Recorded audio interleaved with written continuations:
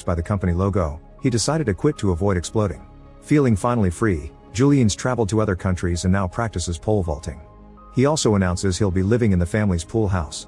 Sometime later, George watches a show on TV where they present a man who supposedly had only 2 weeks left before exploding. They claim that when he started to see the beauty in things, he was able to survive. However, the poor man can only grunt when he tries to speak. This causes quite an impression on George, and he goes to the kitchen to try to look for beauty in a flower vase, only to feel very frustrated and break it instead.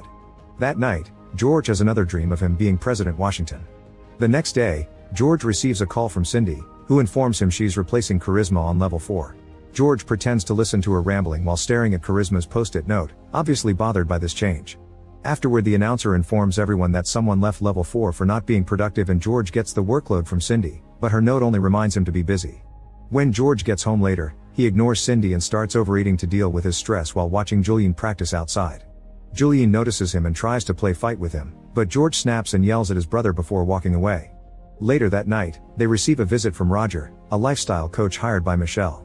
Roger plays pool with George and then makes him exercise, always making him uncomfortable by touching him in inappropriate ways. Roger also gives George a massage and a beauty treatment, but George doesn't react to any of it. Roger gets frustrated and points out George has a great life with a good job and a great wife, so he should appreciate his luck more. He also urges George to be naughty with Michelle to be a real man. After Roger leaves, George tries to touch Michelle while she's sleeping, but she moans the TV host's name. Furious, George runs to the kitchen and grabs some food to overeat in front of the TV, but he stops himself at the last second. Then he checks a happiness package that arrived recently and tries on the happiness hat. However, he feels like an idiot and kicks the hat away before going outside to scream. George throws a tantrum as he goes to his shed, where he destroys everything in sight. He only stops when he finds his old war model, making him realize he's lost this hobby too. The next morning, George finds